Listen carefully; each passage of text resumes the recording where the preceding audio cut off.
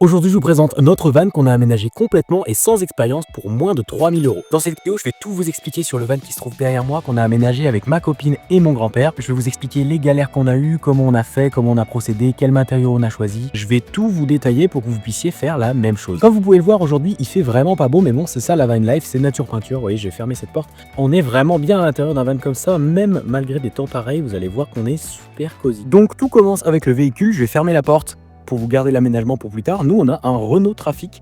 Il est de 2012, il est dans un super état. Nous, notre choix premier, c'était vraiment d'avoir un véhicule qui soit pas trop haut, moins d'1,90 m pour qu'il puisse passer sous les barres des parkings, vers les plages, vers les espaces de grand eau, etc. Et également de ne pas payer trop cher au niveau du péage. Et tout ça, on en reparle juste après. Donc c'est un Trafic 2 de 2012, L2H1, donc longueur 2, hauteur 1. Donc là, il est pas très propre, mais on s'en fout un petit peu. La carrosserie est dans un super état et c'est tout ce qui compte. Le moteur, pareil, excellent. C'est un moteur de 2 litres, là on voit que c'est le modèle extra, donc en version longueur 2. C'est un moteur de 2 litres HN, donc c'est super fiable. Au niveau du carburant, donc on est sur un diesel de 2 litres, comme je vous disais, et on a 299 000 km, donc presque 300 000 bornes.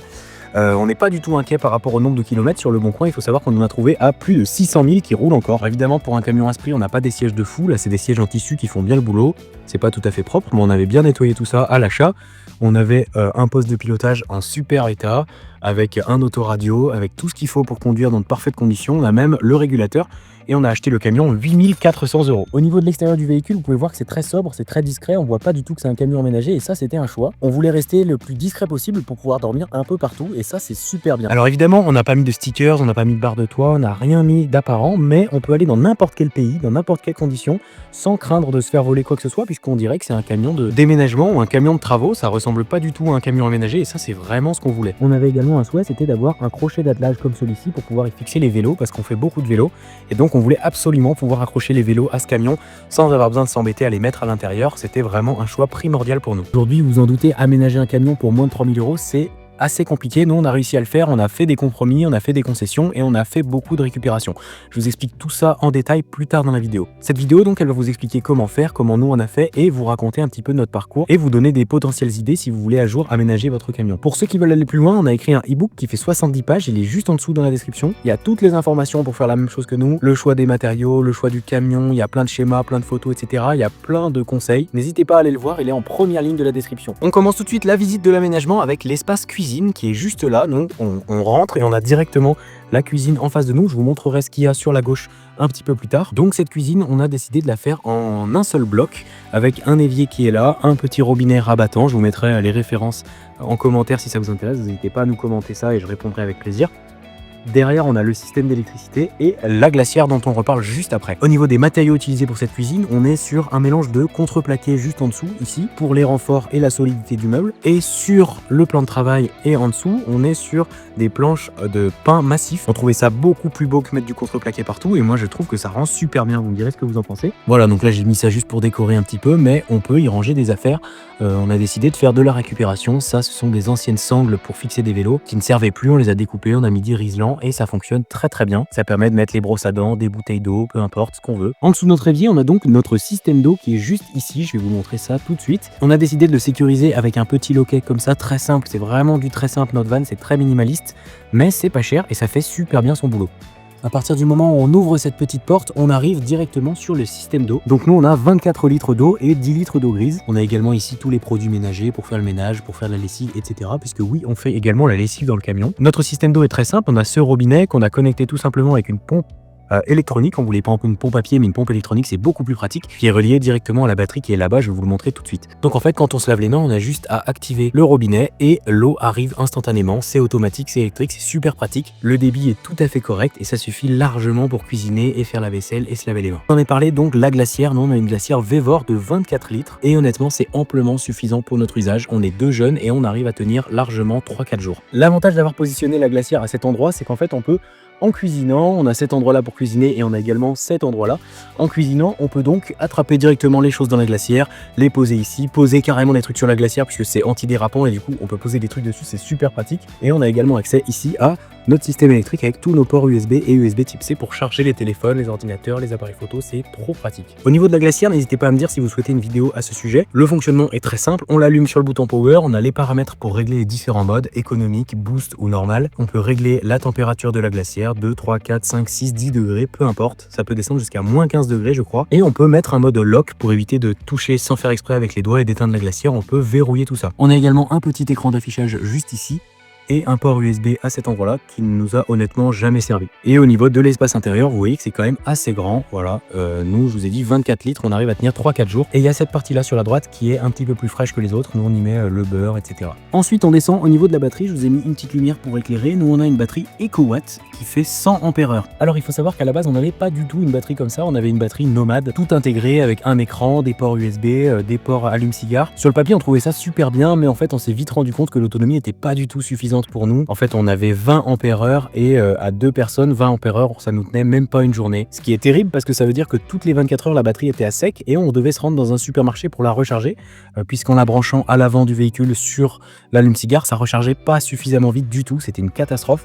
Il fallait rouler à peu près 8 heures pour recharger la batterie à 100% et honnêtement on roule pas 8 heures par jour, c'est impossible. Donc c'était vraiment la galère, on a décidé de la revendre. Faut savoir qu'on l'avait acheté à peu près 650 €, on a décidé de la revendre pour pouvoir investir 350 € dans cette nouvelle batterie. Et on a pu bénéficier pour cette batterie de mon cousin qui travaillait dans un magasin d'aménagement de vannes et qui a donc pu nous avoir des prix et nous aider à faire cette installation électrique. Donc évidemment on le remercie. Comme je vous le disais, on est passé de 25-26 ampères à 100 ampères-heure, c'est énorme, la différence est drastique.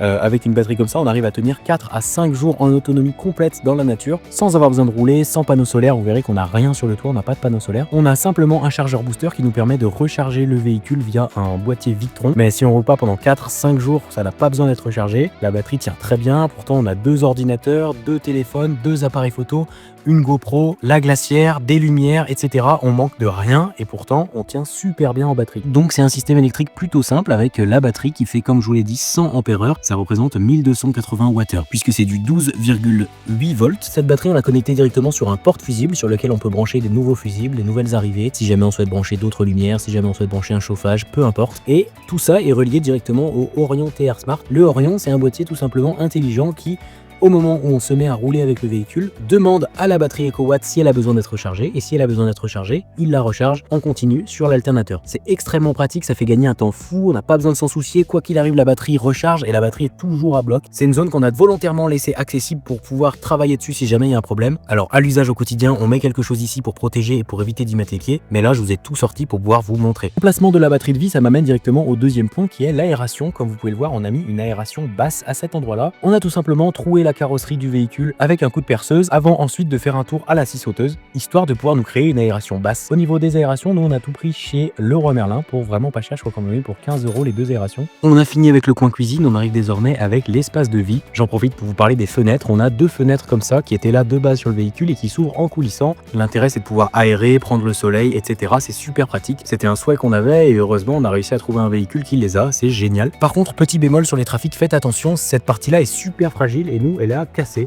Alors on peut toujours s'en servir, mais malheureusement ça reste super fragile. Au niveau de ce canapé lit, donc nous on a fait le choix de mettre des matelas en mousse. On les a pris sur internet tout simplement et on les a payés pour 140 € et quelques. Je vous mettrai les prix exacts par ici. Après on a des coussins personnalisés, très simples, faits par ma mère, c'est magnifique, on adore. Sur ce lit on a également mis un petit plaid tout simplement et en dessous on a le matelas qui se déplie donc comme ceci du coup vu que c'est un lit peigne. Au niveau de la fabrication et de la structure du lit, vous voyez que c'est juste des tasseaux tout simplement. On a fait une structure qui coulisse sur elle-même. Je vous mettrai toutes les vidéos en même temps que je parle pour que vous puissiez avoir les infos. Comme vous pouvez le voir à l'écran, c'est une structure qui n'est pas très compliquée à faire, mais il faut pas se tromper, sinon ça ne coulisse pas et c'est bloqué, c'est très pénible. Les plus attentifs d'entre vous ont pu remarquer qu'on a laissé le plafond d'origine. En fait, on a fait ce choix-là. On le trouvait plutôt esthétique, plutôt isolant et on a isolé quand même en dessous. On entend bien quand on tape dessous, on a mis de l'armaflex de 19 mm pour pouvoir isoler des bruits de pluie, de la température, du chaud, du froid, etc. Petite astuce supplémentaire que je vous donne, toujours pensez à laisser une couche d'air entre le matériau d'isolant et la paroi de votre mur, de votre sol, de votre plafond, peu importe, laissez toujours une petite couche d'air, ça permet d'isoler. L'air en lui-même est un excellent isolant et laisser enfermer une couche d'air entre 2 couches de matière, ça permet d'isoler complètement. Et grâce à ça, vous pouvez gagner plusieurs degrés, faites-moi confiance. En dessous du lit peigne, on a mis tout simplement des tiroirs qui se tirent comme ça, qui ont été faits entièrement en contreplaqué et par nous-mêmes. Alors encore une fois, je le répète, l'aménagement n'est pas parfait du tout, mais c'est un aménagement à moins de 3000 €. On a donc une zone pour la vaisselle, une zone pour les petites bricoles et une zone pour les affaires extérieures. Là, j'ai rempli ça de manière à vous montrer ce qu'il y a dedans, mais en réalité, c'est pas organisé organisé du tout comme ça. Comme vous pouvez le voir au niveau de la structure, ce qu'on a fait, c'est qu'on a créé un rectangle qu'on a solidifié dans les coins et sur les côtés avec des petits tasseaux, et on a également fait passer des grandes planches de contreplaqué de 5 mm pour pouvoir créer différents espaces. Évidemment, tout est modulable. On peut enlever les planches à notre guise comme ceci, c'est super pratique.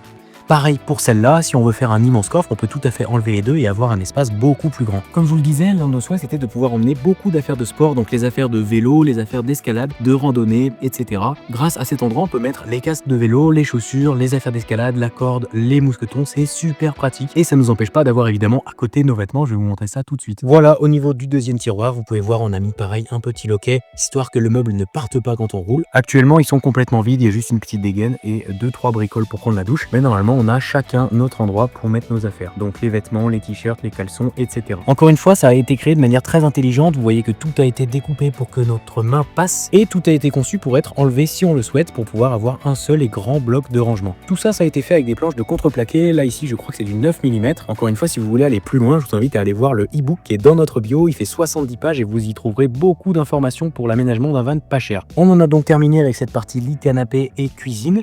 J'ai mis un petit spot, vous voyez, pour éclairer un petit peu, et on retrouve directement l'endroit où on stocke quelques petites bricoles de nourriture. Donc là, on a un début de garde-manger avec des lentilles, du couscous, du riz, etc. Là, on a quelques torchons. Ici, on a un rangement qui s'accède de l'autre côté dans lequel on met les chaussures. Et là, on a une petite poubelle à pied de chez Action à 10 balles. Ici, directement, un deuxième plan de travail, encore une fois fabriqué à partir de planches de pin. C'est pas du contreplaqué, c'est beaucoup plus beau, c'est beaucoup plus doux, etc. Alors oui, les puristes vont dire que les vis sont apparentes, mais nous, on s'en fout. On aime bien comme ça, c'est très bien comme ça nous convient. Et directement sur la droite, on a deux espaces de rangement dans lesquels on met les affaires de randonnée, généralement. À gauche, on met les vêtements du jour, et à droite, les affaires de randonnée, les vestes, les doudounes, etc. Là, j'ai rempli pour vous montrer un petit peu ce qu'on pouvait y mettre, mais grossièrement on y met un petit peu ce qu'on veut, et la plupart du temps ce sont des affaires de randonnée. On arrive directement sur le garde-manger. Vous voyez qu'ici on a deux petites portes qui s'ouvrent. Là ça s'ouvre dans ce sens-là, et ça nous amène directement sur un petit garde-manger. On y a mis du salé en haut et du sucré en bas. C'est pas très intéressant, mais quand même c'est assez profond. Ça doit faire 35 de profondeur par 15 de large, et ça nous permet de stocker pas mal de nourriture, mine de rien. Vous voyez que certes on est dans un camion H1, mais regardez, je ne touche pas complètement le plafond. Pourtant je suis un petit peu grand et je suis assis sur le lit. On peut complètement être super bien installé en étant comme ça pose pas de problème. Voilà. À côté de ce garde-manger, on a donc notre table qui se déplie tout simplement comme ceci. Je vais vous montrer, c'est parti. Ça, c'est une des erreurs qu'on a faites. On a mal verni la table et du coup elle a pris quelques traces. Mais bon, avec un petit coup de ponçage et de vernis, ça disparaîtra très rapidement. Encore une fois, en haut on a du rangement. Ici on y met les objets informatiques, les ordinateurs, etc. En dessous on a toute notre vaisselle, donc les bols, les assiettes, les couverts, les verres, etc.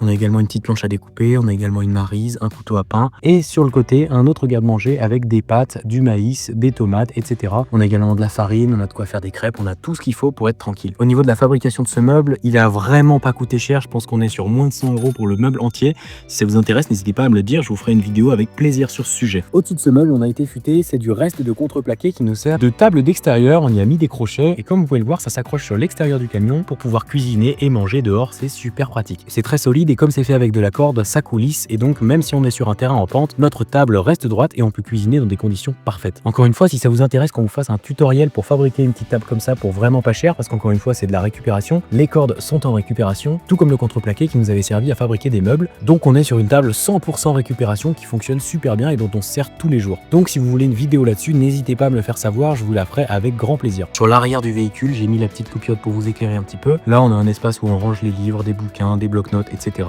Et sur l'arrière du camion, on a mis un module qui s'enlève complètement, c'est sous forme de rail. Ça stocke en fait les bouteilles d'eau, donc on a 12 litres d'eau propre ici, 10 litres d'eau propre ici et 10 litres en plus là-bas. Donc tout à l'heure je vous ai dit 24 litres d'eau propre, mais en fait c'est 34 litres. Et ici on a notre camping gaz de chez Decathlon, ça coûte 50 €, ça fait super bien le boulot. Et avec des bouteilles de gaz comme celle-ci, ça c'est du Action, ça coûte 3 fois rien, on peut tenir 2 semaines.